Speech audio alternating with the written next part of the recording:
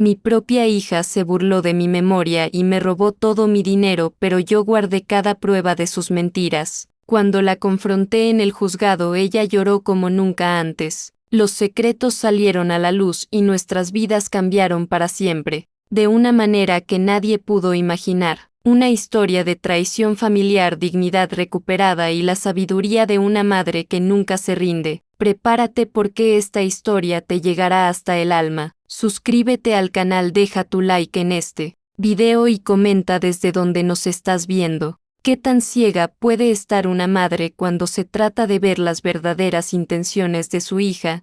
Esta pregunta me ha quitado el sueño durante meses, revoloteando en mi mente como esas mariposas que entran por la ventana de mi cocina y no encuentran la salida. Me llamo María Esperanza Rodríguez Herrera, tengo 68 años recién cumplidos y hasta hace poco más de un año creía conocer a mi familia como conocía cada rincón de mi casa en la colonia del Valle. Era esa mujer que los vecinos consultaban cuando no recordaban una fecha importante, la que nunca olvidaba llevar flores al panteón el Día de Muertos, la que podía recitar de memoria no solo las recetas de mi abuela poblana, sino también los cumpleaños de todos los nietos de doña Carmen y las fechas de pago de cada servicio en el barrio. Mi casa, una construcción modesta pero digna de 2 plantas con patio central lleno de bugambilias moradas, había sido testigo de una vida construida centavo a centavo, ladrillo a ladrillo, sueño a sueño. Las paredes color rosa mexicano que pinté con mis propias manos guardaban los ecos de las risas de mi hija Sofía cuando era pequeña, las conversaciones nocturnas con mi difunto esposo Roberto y las tardes de comida dominical que se extendían hasta que las estrellas aparecían sobre el Valle de México. Pero los años no perdonan a nadie, ni siquiera a las que nos creemos invencibles. Todo comenzó con pequeñeces que al principio me causaban risa: las llaves del portón que misteriosamente aparecían en el refrigerador junto a los quelites, la estufa que se quedaba prendida mientras yo buscaba por toda la casa mis lentes de lectura que traía colgados del cuello, los nombres de los bisnietos de los vecinos que se me esfumaban como el vapor del café de olla que tanto me gusta tomar en las mañanas. Mi hija Sofía, de 35 años, ejecutiva exitosa con oficina en una torre de cristal en Polanco y aires de grandeza que no había heredado de ninguno de sus padres, comenzó a mirarme de una manera diferente. Ya no era la admiración respetuosa con la que siempre había tratado a su madre, sino algo que me helaba la sangre: era la mirada con la que se ve a alguien que ya no sirve para nada importante. «Ay, Ma, ya se te está olvidando todo», me decía con esa sonrisita que me hacía sentir pequeña e insignificante, como si fuera una niña que acababa de romper algo valioso. «Mejor déjame a mí manejar las cosas importantes. No, tú descansa, ya te lo mereces después de tanto trabajar». Sus palabras sonaban cariñosas, pero había algo en su tono que me provocaba una sensación extraña en el estómago, como cuando comes algo que no está bien y presientes que te va a hacer daño. Lo que yo no sabía, lo que mi corazón de madre se negaba a aceptar, era que esas cosas importantes de las que hablaba Sofía incluían los ahorros de toda mi vida, mi patrimonio, mi seguridad, mi dignidad. El primer aviso de que algo andaba terriblemente mal llegó esa mañana de martes que ahora recuerdo como el día que mi mundo se tambaleó. Pero esa es solo la punta del iceberg de una historia que comenzó mucho antes en los campos de maíz de Puebla y que me llevaría a descubrir de qué estoy hecha realmente. Mi historia comenzó hace ya tantos años que a veces me parece que fue en otra vida, en un pueblito de Puebla donde las montañas abrazan el cielo y donde cada amanecer trae consigo el aroma a tortillas recién hechas y el sonido de los gallos, que marcan el ritmo de la vida campesina. Mi padre Aurelio Rodríguez era un hombre curtido por el sol y endurecido por la tierra. Trabajaba de sol a sol en los campos de maíz con esas manos enormes que sabían arrancar las mejores mazorcas, y que por las noches me acariciaban el cabello mientras me contaba historias de la revolución que había vivido siendo muy joven.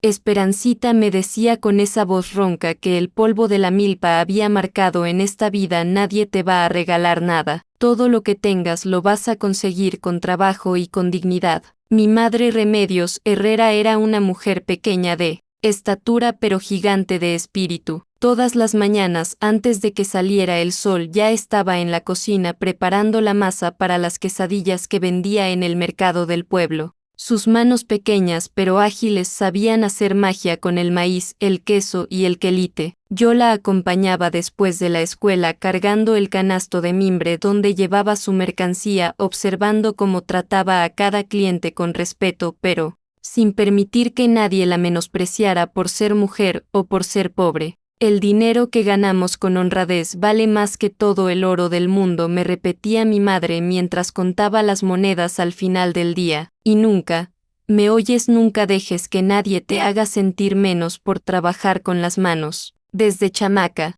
aprendí que cada peso tenía valor, que cada centavo representaba esfuerzo, sudor, dignidad. Aprendí a sumar y restar antes de cumplir los 5 años ayudando a mi madre con las cuentas del día. Aprendí que la pobreza no era una vergüenza, pero que la conformidad sí lo era. Cuando cumplí 18 años con mi rebocito de lana que mi abuela había tejido, mis huaraches de cuero que mi padre había hecho y el corazón lleno de sueños más grandes que el pueblito que me vio nacer, tomé el camión que me llevaría a la capital. En una bolsita de tela guardaba mis únicos tesoros, las recetas escritas a mano de mi abuela, un rosario de plata que había pertenecido a mi bisabuela y 200 pesos que representaban los ahorros de toda mi familia. La Ciudad de México en 1975 era un monstruo de concreto y humo que me recibió con indiferencia. Las calles del centro histórico, donde conseguí mi primer trabajo como auxiliar de contabilidad en una empresa familiar, olían a historia mezclada, con escape de camiones. Don Aurelio Mendoza, mi primer patrón, era un hombre mayor que había hecho su fortuna vendiendo telas y que tenía una filosofía de trabajo que cambió mi vida para siempre. Esperancita, me dijo el primer día mientras me mostraba los libros de contabilidad escritos a mano con esa letra elegante de la época, en este negocio de los números el que no documenta no existe. Cada peso que entra, cada peso que sale, todo tiene que quedar registrado. Los papeles no mienten, mijita. La gente sí. Durante más de 30 años trabajé en esa oficina que olía a papel viejo y a tinta china. Aprendí no solo a llevar cuentas, sino a entender que detrás de cada número había una historia, una familia, un sueño. Don Aurelio me enseñó a ser meticulosa, a desconfiar de las cuentas que no cuadraban, a guardar cada comprobante como si fuera un tesoro. Los papeles importantes se guardan en orden por fechas en carpetas separadas, me repetía mientras organizábamos los archivos. Un día te vas a dar cuenta de que esta costumbre te va a salvar la vida. No sabía qué profética sería esa frase. En 1978, cuando ya llevaba 3 años en la capital y me había convertido en la mano derecha de don Aurelio, conocí a Roberto Sánchez en la fiesta de 15 años de mi compañera de vecindad Lupita. Roberto trabajaba como técnico en Pemex, tenía ojos color miel que se arrugaban cuando sonreía y una manera de hablar pausada que me tranquilizaba después de las prisas constantes de la ciudad. Nos casamos 2 años después en una ceremonia sencilla en la parroquia de San José en el centro de la ciudad. Yo usé el vestido blanco que había cosido en las noches después del trabajo escuchando boleros en la radio. Roberto llegó con un traje azul marino que había comprado a meses sin intereses y una sonrisa que iluminaba toda la iglesia. Comenzamos nuestra vida matrimonial en un departamento de 2 recámaras en la colonia Doctores, donde el ruido de los camiones se mezclaba con las risas de los niños que jugaban en la calle y donde cada peso del gasto familiar era planeado con cuidado militar. Roberto llegaba todas las noches con las manos manchadas de grasa pero el corazón lleno de proyectos para nuestro futuro. Esperanza, me decía mientras cenábamos frijoles con tortillas recién hechas en nuestra mesita de formica, algún día vamos a tener una casa propia con patio para que plantes tus flores y donde nuestros hijos puedan correr sin molestar a los vecinos. Sofía llegó a nuestras vidas en 1989 después de 3 años de intentos y 2 pérdidas que me habían roto el corazón, pero que también me habían enseñado a valorar cada momento. Era una bebé hermosa con los ojos de su padre y la nariz respingada que había heredado de mi lado de la familia. Desde el momento en que la tuve en brazos supe que haría cualquier cosa por protegerla, por darle las oportunidades que yo no había tenido. Roberto y yo trabajábamos como locos para cumplir nuestros sueños. Él hacía guardias extras en Pemex, yo tomaba trabajos de contabilidad freelance en las noches y los fines de semana. Cada peso extra iba a una cuenta de ahorros que habíamos abierto específicamente para comprar nuestra casa propia. En 1995, después de 15 años de matrimonio y 6 años de ahorros disciplinados, logramos comprar la casa de mis sueños. En la colonia del Valle. No era grande ni lujosa, pero tenía 2 pisos, 3 recámaras, un patio central donde planté las bugambilias que hasta hoy siguen floreciendo, y lo más importante era nuestra.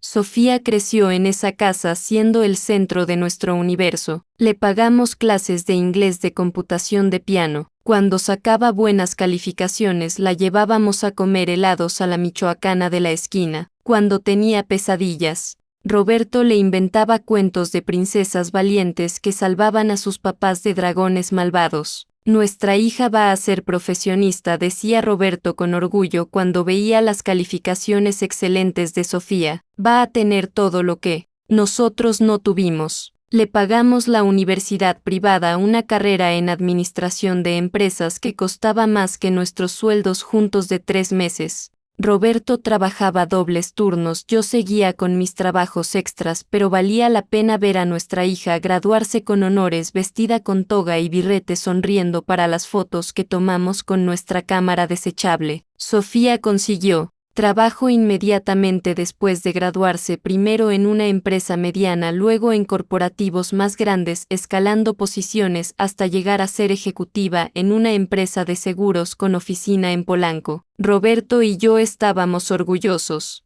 Nuestra hija había logrado romper el ciclo de la pobreza, había conseguido el éxito que nosotros habíamos soñado para ella. Lo que no sabíamos era que en algún punto de ese camino hacia el éxito Sofía había dejado de valorar de dónde venía. La vida tiene una manera cruel de recordarte que la felicidad es frágil, que todo lo que amas puede desaparecer en un instante. El 15 de marzo de 2015, un martes que comenzó como cualquier otro, se convirtió en el día que dividió mi vida en un antes y un después. Roberto había salido temprano a trabajar como todas las mañanas durante los 35 años que llevaba en Pemex. Me dio un beso en la frente como siempre y me dijo: nos vemos en la noche, mi amor, como había hecho miles de veces antes. Yo estaba en la cocina preparando su lonche de siempre, tortas de jamón con aguacate, una manzana y agua de Jamaica en su termo azul. A las 3 de la tarde sonó el teléfono. Era el supervisor de Roberto, un hombre mayor que conocía a mi esposo desde hacía años. Señora Esperanza, me dijo con una voz que temblaba, necesita venir al Hospital Balbuena inmediatamente. Hubo un accidente en la refinería. El mundo se detuvo. Las palabras llegaron a mis oídos, pero mi mente se negaba a procesarlas. Accidente, hospital, inmediatamente, Roberto. Cuando llegué al hospital, aún con mi delantal de cocina puesto y los zapatos desparejos que me había puesto en mi prisa por salir, un doctor joven con cara de cansancio me explicó lo que había pasado. Una explosión en uno de los tanques, una fuga de gas que nadie había detectado a tiempo, 3 trabajadores heridos y uno que no había corrido con la misma suerte. Roberto había muerto en el acto. No sufrió, me dijeron. Fue instantáneo, me repetían. Como si esas palabras pudieran hacer menos doloroso el hecho de que el hombre que había sido mi compañero de vida durante 37 años ya no existía. Sofía llegó al hospital 2 horas después, llorando de una manera que nunca la había visto llorar. Se abrazó a mí con una desesperación que me partió el corazón de una forma diferente. En ese momento, en medio del dolor más grande de mi vida, pensé que al menos este golpe nos uniría, que encontraríamos consuelo la una en la otra. Los siguientes meses pasaron como en una neblina. Los trámites del seguro de vida, el funeral. En la parroquia donde nos habíamos casado, las visitas de condolencia que se fueron espaciando hasta que la casa se quedó en silencio. Sofía venía a visitarme seguido. Al principio me ayudaba con los papeles del seguro, se quedaba a dormir algunos fines de semana. No te preocupes, ma, me decía mientras revisaba los documentos de Pemex. Yo me voy a hacer cargo de todo. Tú solo tienes que firmar donde te diga. En ese momento, sumida en mi dolor, su ayuda me parecía un regalo del cielo. Roberto siempre había manejado los asuntos más complicados de dinero y aunque yo entendía de números por mi trabajo, los trámites burocráticos me abrumaban. Confiaba en mi hija completamente. Era lo único que me quedaba de la familia que Roberto y yo habíamos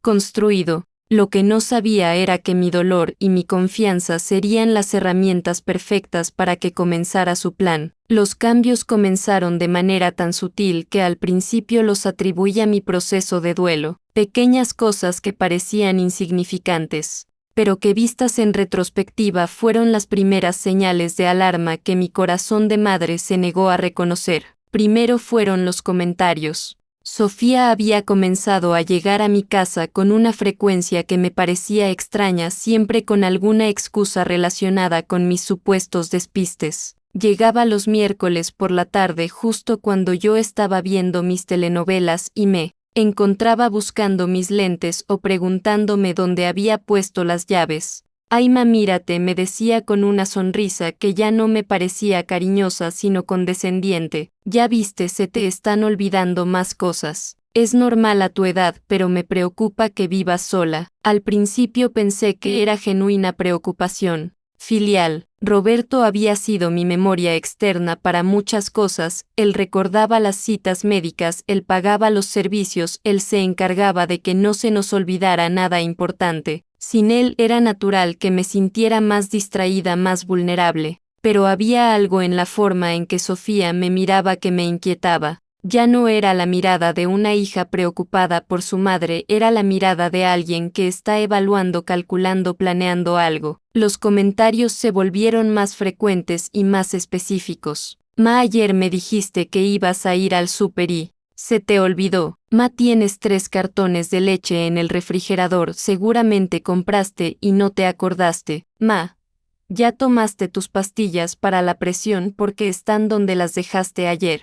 Cada observación venía acompañada de esa sonrisa que me hacía sentir como si fuera una niña regañada, como si mi valor como persona estuviera disminuyendo con cada olvido. Comencé a dudar de mí misma, a cuestionar mi propia memoria, a sentir que quizás sí me estaba volviendo una carga para mi hija. El primer cambio concreto llegó 3 meses después de la muerte de Roberto. Sofía llegó a casa un viernes por la noche con una carpeta llena de papeles y una expresión que me resultó inquietantemente familiar, la misma cara que ponía cuando era niña y quería convencerme de que me comprara algo caro. Ma, tenemos que hablar de tus finanzas, me dijo sentándose en el sillón donde Roberto solía ver las noticias. He estado revisando todo y creo que necesitas ayuda para organizar tus cuentas. Me mostró estados de cuenta que yo no recordaba haber visto, me habló de inversiones que supuestamente convenían, me explicó que los bancos ya no eran seguros para guardar dinero y que era mejor que ella manejara todo desde su cuenta, que tenía mejores beneficios. Además, añadió sacando unos documentos que había preparado previamente: si te pasa algo va a ser más fácil para mí ayudarte si ya tengo acceso a tus cuentas. Es solo por precaución, ma, por tu bien. Firmé los papeles sin leerlos completamente. Estaba cansada, confundida, y la idea de no tener que preocuparme por las finanzas me parecía un alivio. Sofía era mi hija, había estudiado administración, trabajaba en una empresa importante. ¿Quién mejor que ella para cuidar el dinero que Roberto y yo habíamos ahorrado con tanto esfuerzo? Esa noche, después de que Sofía se fue, me quedé despierta mirando el techo de mi recámara con una sensación extraña en el estómago. Era como si hubiera cruzado una línea invisible, como si hubiera entregado algo más que unos papeles. Pero el cansancio pudo más que mis dudas y me dormí pensando que estaba exagerando, que el dolor por Roberto me estaba volviendo paranoica. En las siguientes semanas los cambios se aceleraron de una manera que ahora me parece obvio que fue planeada, pero que en ese momento me tomó completamente desprevenida. Era como si Sofía hubiera estado esperando mi firma en esos documentos para poner en marcha un plan que había estado gestando desde mucho antes. Primero fueron las contraseñas. Cambié las claves de tus cuentas bancarias por unas más seguras, me anunció un día como quien comenta el clima. Las tengo anotadas aquí en mi teléfono por si necesitas algo, pero mejor háblame a mí y yo me encargo de todo. Si es más fácil. Después fue mi información de contacto en el banco. Actualicé tus datos, Ahora cuando tengan que comunicarse sobre algo importante me van a llamar a mí. Así no te van a molestar con cosas complicadas que te puedan confundir. Cada cambio venía acompañado de una explicación que sonaba razonable, de una sonrisa que pretendía ser tranquilizadora, de una lógica que apelaba a mi supuesta incapacidad para manejar mi propia vida, y yo todavía sumida en el duelo, todavía confiando en que mi hija tenía mis mejores intereses en el corazón, aceptaba cada modificación sin cuestionar. La primera señal real de alarma llegó cuando intenté ir al banco a revisar mi estado de cuenta. Era algo que había hecho rutinariamente durante décadas, un hábito heredado de mi padre que me decía que siempre había que saber exactamente cuánto dinero se tenía. Pero cuando llegué a la sucursal, la cajera me miró con esa sonrisa condescendiente, que ya empezaba a reconocer demasiado bien. Señora, su hija nos explicó su situación, me dijo bajando la voz como si fuera a revelarme un secreto. Entendemos que tiene algunos problemitas de memoria. Por su seguridad necesitamos que cualquier consulta la haga a través del contacto autorizado. ¿Qué contacto autorizado?, pregunté sintiendo que el piso se movía debajo de mis pies. Su hija, señora, ella tiene poder legal para manejar sus cuentas. ¿No se acuerda que firmó los documentos? Salí del banco con las mejillas ardiendo de humillación y el corazón latiendo tan fuerte que pensé que se me iba a salir del pecho. ¿En qué momento había autorizado que me trataran como si fuera incapaz de manejar mi propio dinero? Cuando había firmado documentos que me quitaban el derecho de acceder a mis propias cuentas. Esa noche, confronté a Sofía cuando llegó a casa con su cara de vengo a cuidar a mi pobre madre. Fui al banco hoy, le dije observando cuidadosamente su reacción. Me dijeron que tú manejas mis cuentas. No recuerdo haber autorizado eso. Su respuesta fue perfecta, ensayada, demoledora. Se rió como si hubiera contado el chiste más gracioso del mundo, como si mi preocupación fuera la cosa más absurda que hubiera escuchado en su vida. Ay, ya viste, por eso te dije que mejor me dejaras manejar tus cosas. Con esos despistes que tienes es normal que ya no sepas ni qué firmas ni por qué lo firmas. Yo solo estoy cuidando que no te vayan a estafar, que no te vayas a meter en problemas. Pero yo quiero ver mis estados de cuenta, insistí sintiéndome como una niña pidiendo permiso para algo que debería ser mi derecho. ¿Para qué, Para que te confundas con números que ya no entiendes. Para que te preocupes por cosas que yo ya tengo controladas. Su voz había cambiado, ya no era condescendiente, sino ligeramente irritada, como si mi insistencia fuera una molestia. Mejor confía en mí.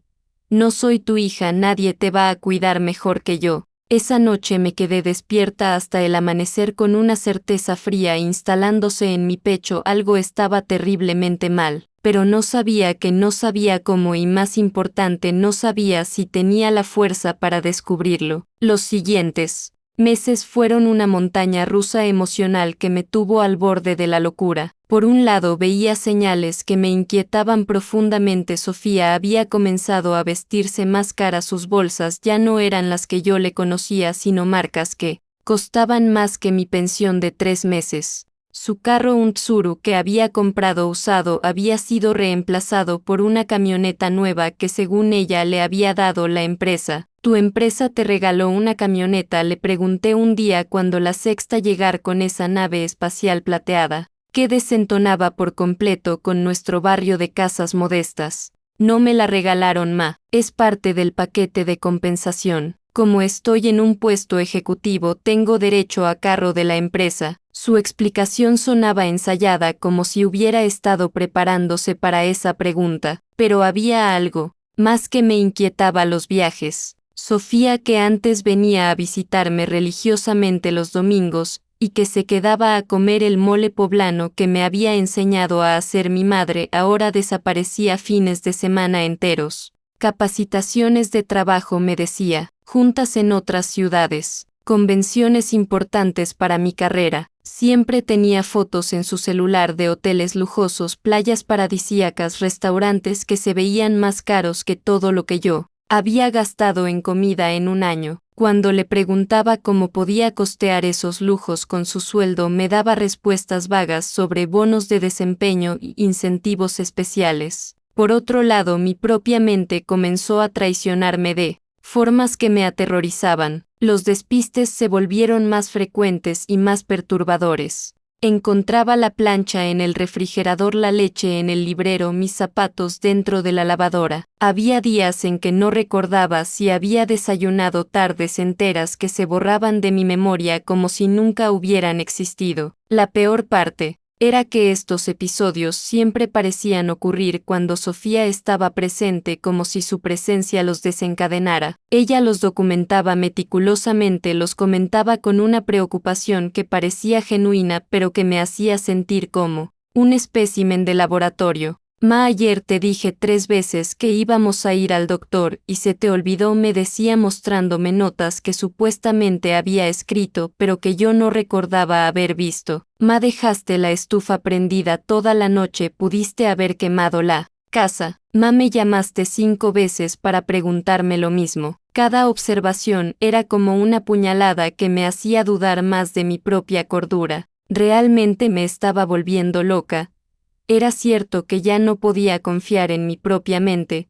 ¿Estaba Sofía realmente preocupada por mí o había algo más? La gota que derramó el vaso llegó cuando encontré medicamentos en mi botiquín que no recordaba haber comprado. Pastillas blancas en un frasco sin etiqueta que según Sofía eran vitaminas especiales que me había recetado el doctor para la memoria. ¿Qué doctor?, le pregunté sintiendo una alarma que no podía explicar.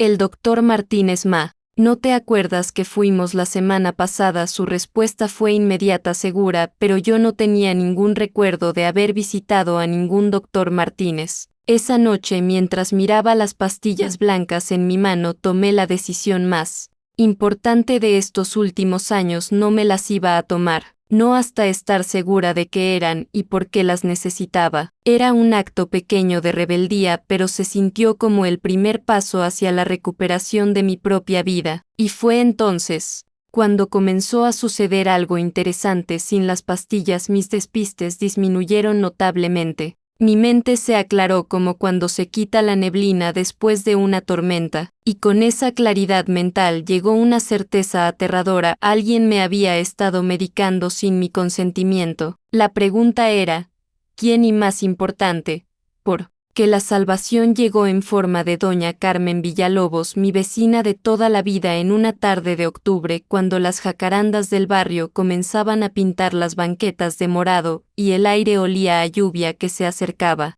Carmen tenía 75 años, había sido maestra de primaria durante 40 años y tenía esa sabiduría que solo da la experiencia de haber visto de todo en la vida. Era una mujer pequeña pero de presencia imponente, con el cabello blanco siempre perfectamente peinado y una manera de hablar que hacía que hasta los jóvenes más rebeldes la escucharan con respeto. Esa tarde, mientras yo regaba mis bugambilias en el patio con una tristeza que ya se había vuelto mi compañera constante, Carmen tocó a mi puerta con esa determinación que la había caracterizado siempre. Esperanza, mija, me dijo sin preámbulos, con los ojos brillantes de preocupación genuina.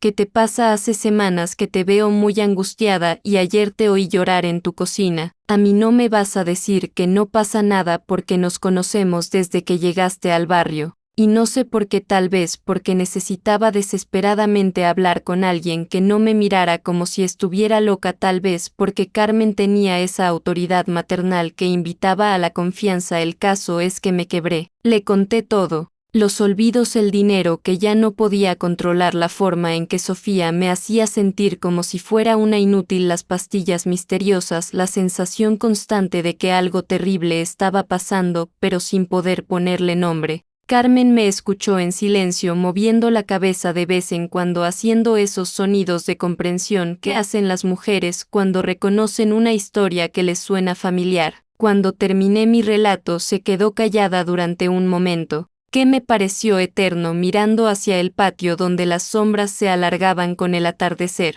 Hay esperanza, me dijo finalmente, tomando mis manos entre las suyas, que estaban sorprendentemente firmes para su edad. A mí me pasó algo muy parecido con mi hijo mayor, el que vive en Guadalajara. Estos hijos que creen que porque ya somos grandes, somos tontas, como si los años nos quitaran la inteligencia en lugar de dárnosla. Carmen me contó su propia historia, una que me heló la sangre por lo parecida que era a la mía. Su hijo mayor, un ingeniero exitoso, había comenzado a manejar sus finanzas después de que ella tuviera un pequeño derrame cerebral 5 años atrás. Al principio todo había parecido normal, incluso había sido un alivio no tener que preocuparse por los trámites burocráticos. Pero poco a poco Carmen se había dado cuenta de que sus ahorros disminuían más rápido de lo que debían, que aparecían gastos que ella no reconocía, que su hijo había estado usando su dinero para pagar las colegiaturas privadas de sus nietos, sin consultarle. La diferencia, me dijo Carmen con una sonrisa que tenía más acero que dulzura, es que yo me di cuenta a tiempo, y que tuve la suerte de que mi hijo menor se dio cuenta de lo que estaba pasando y me ayudó a parar todo antes de que fuera demasiado tarde. Pero como te diste cuenta, le pregunté, aferrándome a sus palabras como a un salvavidas. Por los papeles, mija. Yo siempre fui muy ordenada con mis documentos, una costumbre que me quedó de mis años de maestra, y cuando empecé a revisar mis papeles viejos me di cuenta de que las cuentas no cuadraban. Pero tú tienes algo que yo no tuve, me dijo entonces con los ojos brillando de una manera que no entendí hasta después. ¿Qué cosa? Tú fuiste contadora, Esperanza. Tú tienes un instinto para los números que yo nunca tuve, y estoy segura de que incluso con los despistes que me dices que tienes, tu instinto te ha estado protegiendo de maneras que ni siquiera te das cuenta. Sus palabras fueron como un rayo de luz en la oscuridad que había sido mi vida durante los últimos meses. Carmen tenía razón, yo había sido contadora durante más de 30 años. Los números eran mi lenguaje natural, la organización era mi segunda naturaleza. Era posible que incluso durante mis momentos de confusión hubiera estado guardando evidencias sin darme cuenta. Carmen, le dije con una voz que no había usado en meses, la voz de la mujer segura que había sido antes de que comenzara esta pesadilla.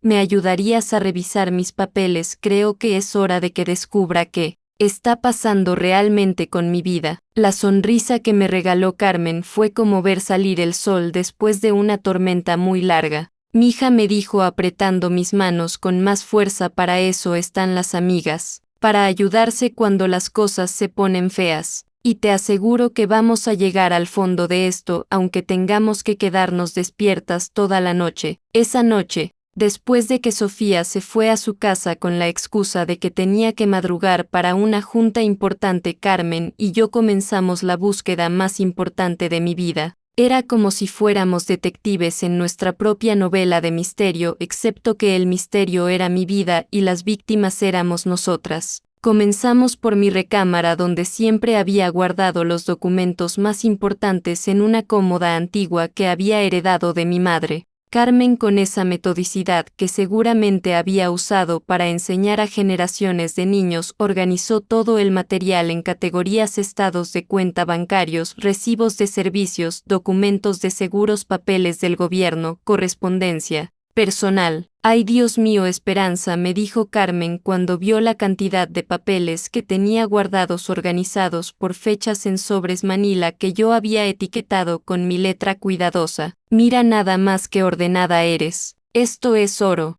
puro para lo que tenemos que hacer. Y entonces, conforme fuimos abriendo sobre tras sobre, comenzó a emerger un patrón que me dejó sin aliento. Yo había seguido guardando documentos incluso durante mis peores momentos de confusión. Era como si mi instinto de contadora hubiera tomado control cuando mi mente consciente no podía hacerlo. Encontramos copias de estados de cuenta que claramente Mostraban transferencias grandes a cuentas que yo no reconocía, recibos de compras carísimas hechas con mi tarjeta de crédito en tiendas departamentales donde yo jamás había puesto un pie, comprobantes de retiros de efectivo por cantidades que representaban más dinero del que yo gastaba en un mes entero, pero lo más revelador fueron las pequeñas notas que yo había estado escribiendo y guardando sin darme cuenta, pequeños papelitos donde había anotado cosas como Sofía dice que gastamos $5,000 en medicina, pero yo no recuerdo haber comprado medicina. Porque el estado de cuenta dice que se gastaron $15,000 en el súper si yo no compré nada especial. Sofía me dijo que el doctor me recetó pastillas, pero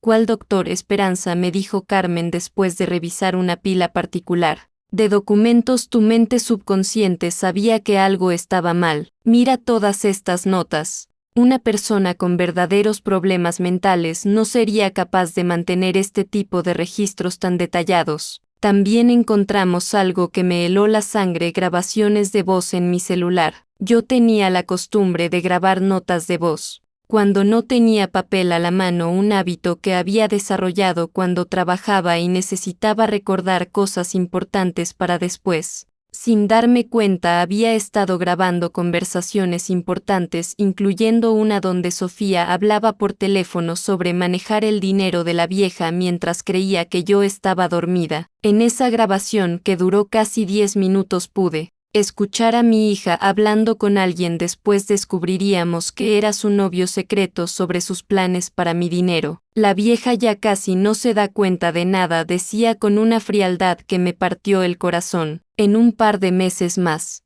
voy a poder convencerla de que se vaya a una residencia y entonces podré vender la casa y tener acceso a todo. Carmen tuvo que sostenerme cuando escuchamos esa grabación porque sentí como si el piso se hubiera abierto debajo de mis pies. Mi propia hija, la niña que había cargado en brazos, estaba planeando deshacerse de mí como si fuera un estorbo. Esperanza, me dijo Carmen con una firmeza que nunca le había escuchado, esto ya no es solo sospecha, esto es evidencia, y tenemos que hacer algo al respecto antes de que sea demasiado tarde. Esa madrugada, mientras organizábamos todos los documentos en orden cronológico, me di cuenta de algo que cambió mi perspectiva para siempre. No estaba loca. Mi mente había estado luchando contra una manipulación sistemática, pero mi instinto había sido más fuerte que las pastillas, más inteligente que las mentiras, más resistente que el gaslighting. Era hora de que María Esperanza Rodríguez Herrera dejara de ser una víctima y se convirtiera en una luchadora. La revelación de esa noche cambió algo fundamental dentro de mí. Era como si hubiera estado dormida durante meses y finalmente hubiera despertado, no gradualmente sino de golpe, como cuando alguien enciende la luz en un cuarto oscuro y de repente puedes ver todo con claridad. Mientras Carmen y yo terminábamos de organizar las evidencias en mi mesa del comedor, convertida ahora en el cuartel general de nuestra investigación, comencé a recordar quién había sido yo antes de que esta pesadilla comenzara. Recordé a la María Esperanza que había llegado a la capital con nada más que determinación y ganas de trabajar, la que había construido una vida desde cero, la que había criado a una hija sola después de enviudar, la que había manejado las finanzas de una empresa durante 30 años sin que faltara ni sobrara un solo peso. ¿Sabes qué, Carmen?, le dije mientras tomábamos café de olla a las 4 de la mañana rodeadas de evidencias de la traición de mi hija. Creo que me había olvidado de quién soy realmente. Carmen me miró con esa sonrisa sabia que solo tienen las mujeres que han vivido lo suficiente para entender que la vida es una serie de batallas que hay que pelear una por una. Yo nunca me olvidé de quién eres, mija, me respondió. Por eso sabía que había algo raro en todo esto. La Esperanza que yo conozco no se vuelve loca de la noche a la mañana. La Esperanza que yo conozco es una mujer de hierro envuelta en terciopelo. Tenía razón. Venía de una línea de mujeres fuertes. Mi bisabuela había sobrevivido la Revolución Mexicana escondiendo a sus hijos en cuevas mientras los federales quemaban su pueblo. Mi abuela había criado 6 hijos vendiendo tortillas en el mercado después de que mi bisabuelo muriera en la epidemia de gripe de 1918. Mi madre había construido un negocio próspero de quesadillas desde la nada, convirtiéndose en la mujer más respetada del mercado de su pueblo. Yo era la heredera de esa fuerza, de esa resistencia, de esa sabiduría acumulada durante generaciones. No era una viejita confundida que necesitaba que la cuidaran como a una niña. Era una mujer de 68 años con experiencia, con conocimiento, con el derecho absoluto de controlar su propia vida y su propio dinero. Esa mañana, cuando Carmen se fue a su casa para descansar un poco antes de continuar con nuestra investigación, tomé una decisión que cambiaría el curso de todo. Iba a recuperar mi vida, costara lo que costara. Primero dejé de tomar completamente las pastillas que Sofía me había estado dando. Las guardé en una bolsita de plástico, pensando que tal vez las necesitaría como evidencia más adelante. Segundo, comencé a documentar todo lo que pasaba en mi casa, especialmente las visitas de Sofía y las cosas que me decía. Tercero, volví a mis rutinas de antes: levantarme temprano, hacer ejercicio en el patio, cocinar mis comidas favoritas, ver mis programas de televisión. El cambio fue notable. Sin las pastillas mi mente se aclaró como un cristal. Los despistes casi desaparecieron, mi memoria mejoró dramáticamente y recuperé esa sensación de estar en control de mi propia vida. Era como si hubiera salido de una neblina espesa y finalmente pudiera ver el camino. Carmen regresó esa tarde con su sobrino Javier, un abogado especializado en derechos de adultos mayores que trabajaba en un bufete del centro de la ciudad. Javier era un hombre de unos 40 años, serio pero amable, que me escuchó con una atención y un respeto que no había experimentado en meses. Señora María Esperanza, me dijo después de revisar algunos de nuestros documentos, lo que le está pasando tiene nombre: abuso financiero familiar, y no solo tiene nombre, sino que tiene remedios legales. Usted tiene derechos que la protegen y estos derechos han sido violados sistemáticamente. Por primera vez en meses sentí que alguien me hablaba como a un ser humano completo, no como a una víctima o una incapaz. Javier me explicó que podíamos solicitar una auditoría completa de mis cuentas, que podíamos revertir los poderes legales que había firmado sin entender completamente sus implicaciones, que podíamos incluso presentar cargos criminales si encontrábamos evidencia de fraude. Pero me advirtió: para hacer todo esto necesitamos demostrar que usted tiene plenas facultades mentales. Va a tener que someterse a evaluaciones psicológicas y neurológicas completas. Lo que sea necesario, le respondí sin dudar un segundo. Estoy lista para pelear. Carmen sonrió y asintió con aprobación. Ahí está la esperanza que yo conozco, me dijo. Y tenía razón. Después de meses de sentirme como una víctima, finalmente había recuperado mi identidad como luchadora. Con Javier como nuestro guía legal y Carmen como mi aliada incondicional, comenzamos una investigación silenciosa que rivalizaría con cualquier novela de detectives. Era crucial que Sofía no se diera cuenta de lo que estábamos haciendo hasta que tuviéramos evidencia suficiente para confrontarla legalmente. El primer paso fue solicitar copias oficiales de todos mis movimientos bancarios de los últimos 2 años. Esto requería documentos de identidad actualizados y declaraciones juradas que confirmaran mi identidad. Cuando llegué al banco con Javier, la diferencia en el trato fue notable. Ya no era la señora confundida, sino una cliente legítima acompañada de su representante legal. Los estados de cuenta revelaron un patrón de abuso que era tan sistemático como escalofriante. Sofía había comenzado con transferencias pequeñas, probablemente para probar si yo me daría cuenta. Cuando vio que no reaccionaba gracias a las pastillas que me tenían en un estado de confusión constante, las cantidades fueron aumentando progresivamente. En total, durante los últimos 18 meses, más de 400,000 pesos habían salido de mis cuentas sin mi autorización consciente. Dinero que representaba los ahorros de toda una vida de trabajo, dinero que Roberto y yo habíamos guardado peso a peso pensando en nuestros años dorados, dinero que era mi seguridad y mi tranquilidad. Pero lo más revelador fue descubrir los destinos de ese dinero. Javier había conseguido órdenes judiciales para rastrear las transferencias y lo que encontramos me dejó sin palabras.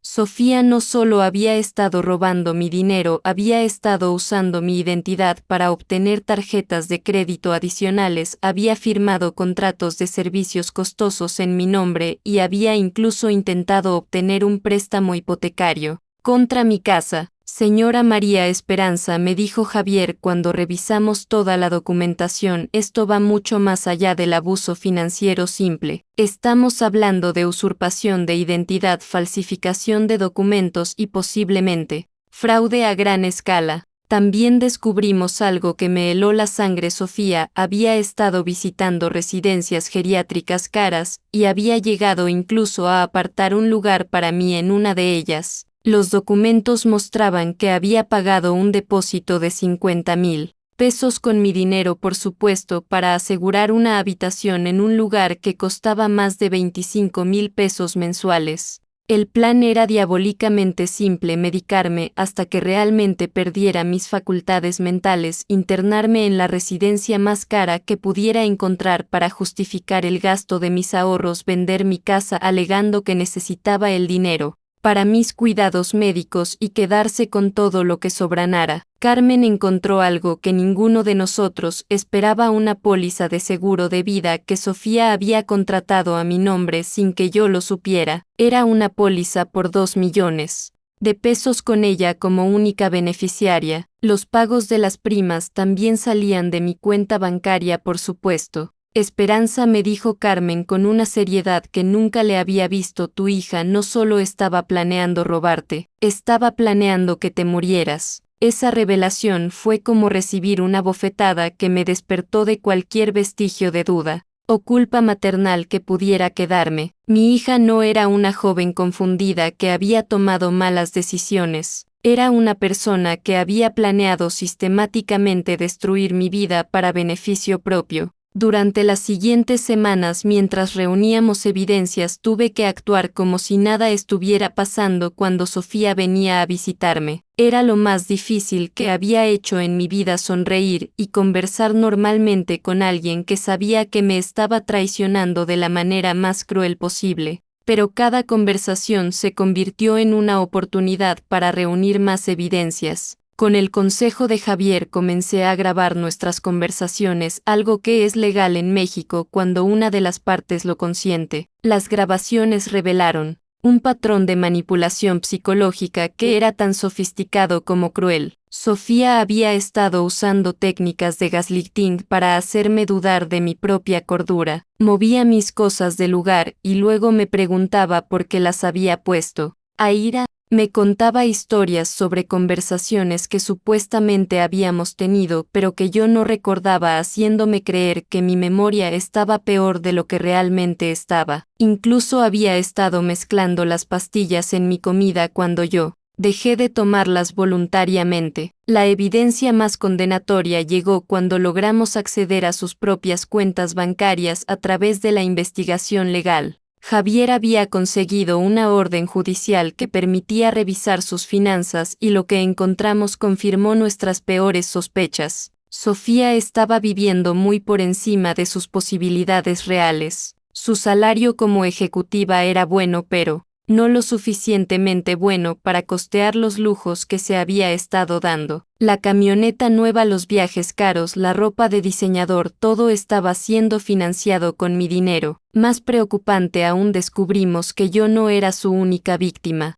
A través de su trabajo en la empresa de seguros, Sofía había tenido acceso a información personal de otros adultos mayores y había estado usando esa información para perpetrar estafas similares en al menos 5 casos más. Mi hija no era solo una estafadora, era una estafadora serial que se especializaba en victimizar a personas mayores vulnerables. La sorpresa más grande de toda esta investigación llegó en forma de Jorge Hernández, el marido de Sofía, quien apareció en mi puerta una tarde de noviembre con la cara de alguien que no había dormido en días y las manos temblando de nervios. Jorge había sido siempre el yerno ideal, respetuoso, trabajador, cariñoso con los niños. Era mecánico en un taller de la colonia Portales y siempre me había tratado con el cariño genuino que esperarías de un buen hombre que ama a su familia. Por eso su visita inesperada me tomó completamente por sorpresa. Señora Esperanza, me dijo sin poder mirarme directamente a los ojos, con una voz que se quebraba de culpa y vergüenza, necesito hablar con usted. Y necesito pedirle perdón por algo terrible. Lo invité a pasar y le serví un café mientras él trataba de encontrar las palabras para decir lo que obviamente había venido a decirme. Finalmente, después de varios minutos de silencio tenso, se quebró. Yo sabía lo que Sofía estaba haciendo, me confesó con lágrimas en los ojos. No sabía todos los detalles, pero sabía que algo no estaba bien con el dinero. Sabía que teníamos más de lo que deberíamos tener con nuestros sueldos. Y me callé como un cobarde porque tenía miedo de que si decía algo ella me iba a dejar y no iba a poder ver a mis hijos. Jorge me contó una historia que me rompió el corazón, por su honestidad brutal. Había estado notando los cambios en el comportamiento de Sofía durante meses: las mentiras sobre el dinero extra, las salidas misteriosas, las conversaciones telefónicas que cortaba abruptamente cuando él entraba al cuarto. Había encontrado estados de cuentas que no reconocía, había visto facturas de compras caras que no podían costear. Pero la gota que derramó el vaso, me dijo sacando su teléfono celular con manos temblorosas, fue cuando la escuché hablando por teléfono sobre usted de una manera que me dio asco. Me mostró una grabación que había hecho de una conversación telefónica de Sofía. En ella mi hija estaba hablando con alguien. Más tarde descubriríamos que era su supervisor en la empresa de seguros, quien también estaba involucrado en el esquema sobre los planes para internarme. La vieja ya está lista, decía Sofía en la grabación con una frialdad que me heló la sangre. Las pastillas la tienen tan confundida que ya ni siquiera pregunta por su dinero. En cuanto la internemos podemos liquidar todo y dividir las ganancias. ¿Y si se da cuenta?, preguntaba la otra voz. No se va a dar cuenta. ¿Y si se da cuenta? ¿Quién le va a creer? Es una vieja loca que ve elefantes rosas. Ya tengo todo documentado. Con los doctores. Jorge tenía más evidencias: mensajes de texto donde Sofía se burlaba de mis despistes con sus amigas, fotos de compras caras que había hecho con mi dinero, incluso conversaciones donde admitía estar medicándome sin mí conocimiento para mantenerme confundida. Señora Esperanza, me dijo Jorge con una determinación que no le había escuchado antes, estoy dispuesto a testificar contra mi propia esposa. Sé que esto significa el fin de mi matrimonio, sé que probablemente va a afectar mi relación con mis hijos, pero ya no puedo vivir con esta culpa. Lo que ella le está haciendo está mal, y yo fui un cobarde por no decir nada antes. Le pregunté por qué había decidido hablar ahora después de meses de silencio. Porque ayer la escuché hablando sobre acelerar el proceso. Está impaciente. Dice que usted está tardando mucho en deteriorarse lo suficiente como para justificar la internación. Está considerando aumentar la dosis de las pastillas o incluso otras opciones.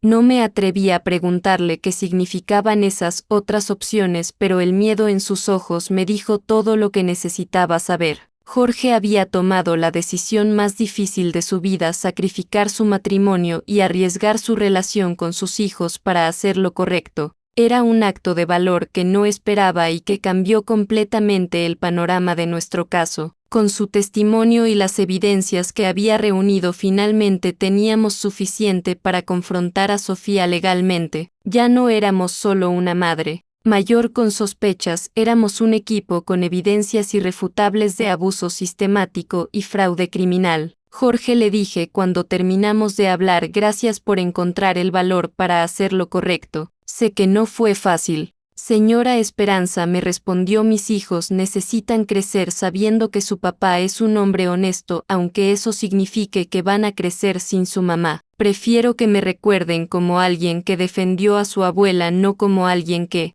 fue cómplice de lastimarla. Esa noche, después de que Jorge se fue, me quedé despierta mirando las estrellas desde mi patio. Tenía miedo de lo que venía, pero también sentía algo que no había sentido en meses: esperanza. Finalmente tenía las herramientas para recuperar mi vida. Con todas las evidencias reunidas y los testimonios preparados, Javier presentó formalmente las demandas: abuso financiero familiar, usurpación de identidad, falsificación de documentos y fraude. La fecha de la audiencia se fijó para el 15 de diciembre, exactamente 2 semanas antes de Navidad. La ironía no se me escapó: el mismo mes en que las familias se supone que se unen para celebrar, yo estaría peleando legalmente contra mi propia hija. La reacción de Sofía cuando recibió la citación fue exactamente lo que habíamos esperado: negación total, seguida de una campaña desesperada para desacreditarme. Ya no era la hija preocupada que fingía cuidar a su madre confundida.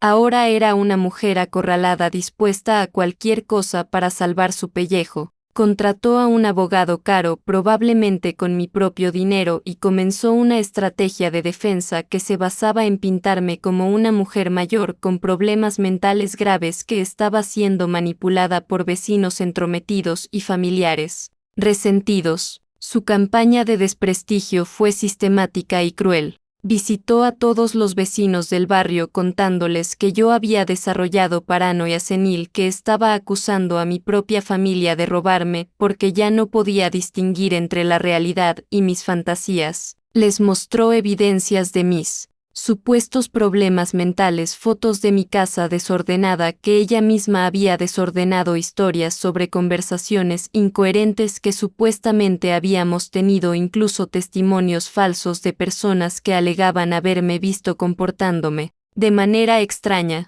La parte más dolorosa fue cuando comenzó a usar a mis nietos como armas emocionales. Los niños de 8 y 6 años aparecieron en mi puerta llorando porque su mamá les había dicho que la abuela estaba enferma de la cabeza y que tal vez nunca los volvería a ver.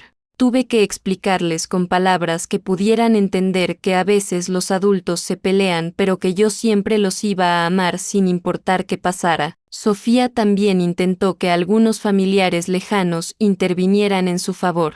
Llamó a mis primos de Puebla, a quienes no había visto en años, contándoles que me había vuelto amargada y desconfiada en mi vejez, que estaba rechazando la ayuda de mi propia hija por orgullo senil. Algunos de estos familiares me llamaron preocupados, tratando de convencerme de que perdonara a Sofía y resolviera las cosas en familia. La presión social fue intensa. En una cultura donde el respeto a la familia es sagrado, yo estaba siendo vista por algunos como una madre desnaturalizada que estaba traicionando a su propia hija. Hubo días en que dudé de mi propia decisión, en que me preguntaba si no estaba exagerando, si no sería mejor simplemente olvidar todo y tratar de reconstruir mi relación con Sofía. Pero Carmen y Jorge se mantuvieron firmes a mi lado. Esperanza, me recordaba Carmen en mis momentos de debilidad, no estás peleando solo por ti. Estás peleando por todas las mujeres mayores que están pasando por lo mismo. Estás peleando por el derecho de todas nosotras a controlar nuestras propias vidas. Jorge enfrentó presiones aún peores que las mías. Sofía había comenzado un proceso de divorcio y estaba tratando de quitarle la custodia de los niños, alegando que era un padre irresponsable que estaba destruyendo a su familia por chismes de viejas. Perdió varios trabajos porque Sofía había llamado a sus empleadores contándoles que era un hombre violento que había amenazado a su esposa, pero la presión más grande llegó 3 días antes de la audiencia, cuando Sofía hizo su jugada más desesperada: apareció en mi casa, con los niños llorando de una manera que parecía genuina, pidiendo perdón y rogando que arregláramos las cosas en familia. Ma me dijo con lágrimas que podrían haber sido reales o perfectamente fingidas. Me di cuenta de que cometí errores. Sé que no manejé bien tus finanzas, sé que debería haberte consultado más, pero todo lo hice porque te amo y quería protegerte. No podemos olvidar todo esto y empezar de nuevo. Por un momento, viendo a mi hija llorando y a mis nietos mirándome con ojos confundidos, sentí que mi resolución se tambaleaba. Era mi familia, mi sangre, mi legado. Valía la pena destruir todo eso por dinero, pero entonces recordé las grabaciones donde se burlaba de mí, los planes para internarme, las pastillas que me había estado dando sin mi consentimiento, la póliza de seguro de vida que había contratado esperando mi muerte. Recordé que esto no era sobre dinero, era sobre dignidad, respeto y el derecho fundamental de una mujer mayor a controlar su propia vida. Sofía, le dije con una calma que me sorprendió. A mí misma, si realmente quisieras disculparte, habrías devuelto mi dinero sin que yo tuviera que demandarte. Si realmente me amaras, no habrías planeado internarme para quedarte con mi casa. Los errores se pueden perdonar, mija. La traición premeditada es otra cosa completamente diferente. Esa noche, la víspera de la audiencia, me senté en mi cocina, con una taza de té de manzanilla y miré las fotos familiares que colgaban de las paredes. Ahí estaba Sofía de bebé durmiendo en mis brazos. Sofía de niña montando en bicicleta mientras Roberto y yo corríamos detrás de ella. Sofía en su graduación radiante de orgullo y posibilidades. ¿En qué momento se había perdido esa niña? ¿En qué punto se había convertido en alguien capaz de traicionar a su propia madre de la manera más cruel posible? No tenía respuestas para esas preguntas y tal vez nunca las tendría. Pero si sabía una cosa con certeza absoluta, al día siguiente iba a pelear por mi dignidad como si mi vida dependiera de ello, porque en muchos sentidos así era. La mañana del 15 de diciembre me levanté antes del amanecer, no porque hubiera puesto el despertador, sino porque mi cuerpo sabía que este era el día más importante de mi nueva vida. Me duché con cuidado, me puse el vestido azul marino que había usado en la boda de Sofía, me pinté los labios con el rojo que mi madre me había enseñado a usar para las ocasiones importantes y me paré frente al espejo de mi recámara. La mujer que me miraba desde el reflejo ya no era una víctima, era una superviviente lista para la batalla final. Carmen llegó temprano para acompañarme al juzgado.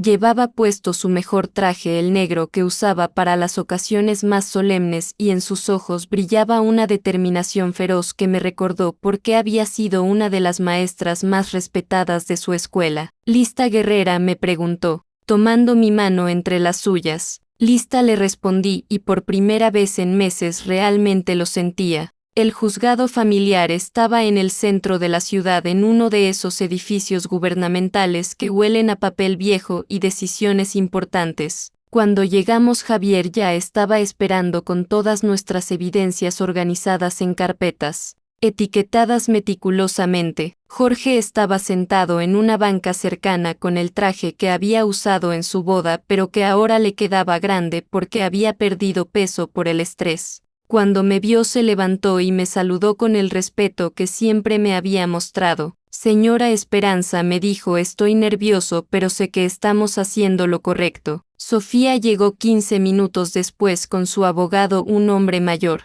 de traje caro, que caminaba con la arrogancia de alguien acostumbrado a ganar casos. Mi hija llevaba puesto un vestido conservador color gris y había adoptado una expresión de tristeza y preocupación que habría sido convincente para alguien que no la conociera como yo la conocía. Cuando nuestras miradas se cruzaron en el pasillo del juzgado, vi algo en sus ojos que me confirmó que había tomado la decisión correcta. No había arrepentimiento genuino, no había dolor por haber lastimado a su madre, solo había cálculo, frío y resentimiento por haber sido descubierta. La audiencia comenzó con el juez, un hombre de unos 50 años que irradiaba la sabiduría que da años de escuchar casos familiares complicados, explicando el procedimiento. Javier presentó nuestro caso con la precisión de un cirujano, documento por documento, evidencia por evidencia, construyendo un cuadro irrefutable de abuso sistemático y premeditado. Cuando fue mi turno de testificar, me levanté con la dignidad que había heredado de generaciones de mujeres fuertes y hablé con una voz clara que llenó toda la sala. Su señoría, dije mirando directamente al juez, no estoy aquí por venganza, no estoy aquí por odio hacia mi hija, estoy aquí por justicia, estoy aquí porque ninguna madre debería tener que demostrar en un juzgado que no está loca para poder controlar su propio dinero. Estoy aquí porque soy una mujer de 68 años con plenas facultades mentales, con una historia de trabajo y responsabilidad que habla por sí misma, y tengo el derecho fundamental de decidir sobre mi propia vida. Continué contando mi historia, los años de trabajo honesto, la construcción de una vida digna junto a Roberto, los sacrificios que habíamos hecho para darle a Sofía las oportunidades que nosotros no habíamos tenido. Hablé de mi dolor después, de la muerte de mi esposo, de cómo había confiado en mi hija cuando me sentía más vulnerable y de cómo esa confianza había sido traicionada de la manera más cruel posible.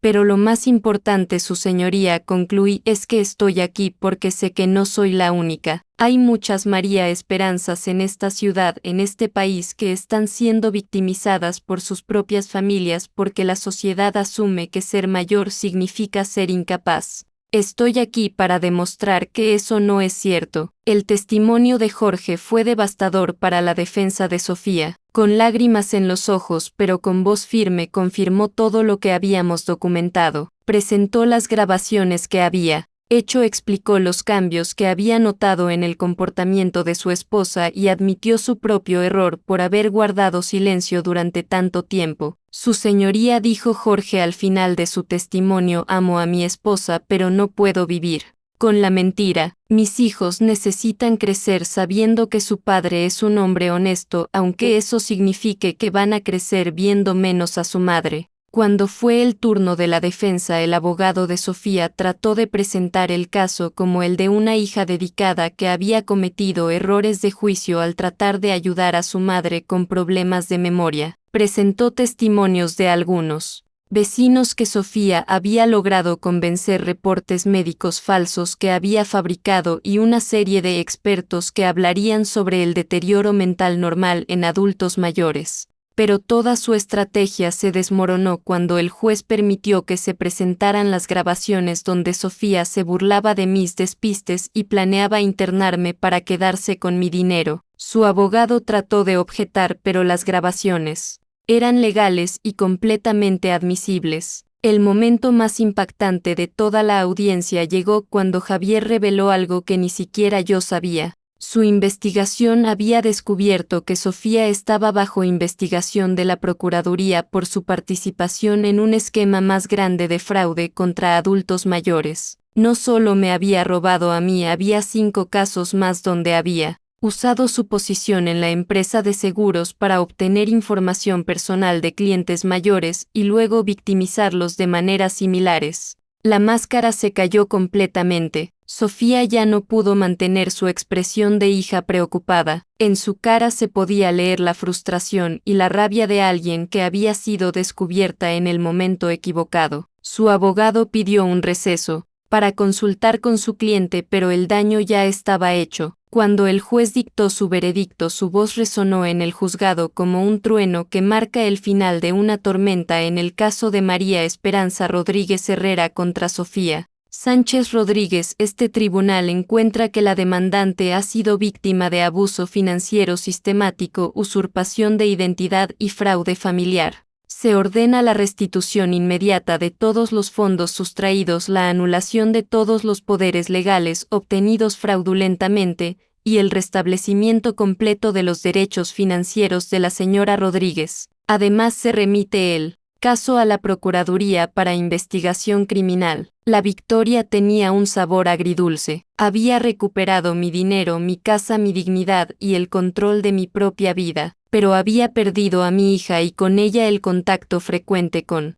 mis nietos. Jorge, valiente en su decisión de hacer lo correcto, enfrentaba un futuro incierto mientras luchaba por la custodia de sus hijos. Cuando salimos del juzgado, Carmen me abrazó con lágrimas en los ojos. Lo lograste, Esperanza, lo lograste, lo logramos, le corregí, y no solo para mí, lo logramos para todas las que vengan después, porque al final eso era lo que realmente importaba. No era solo mi victoria, era una victoria para todas las mujeres mayores que se niegan a ser tratadas como ciudadanas de segunda clase en sus propias vidas.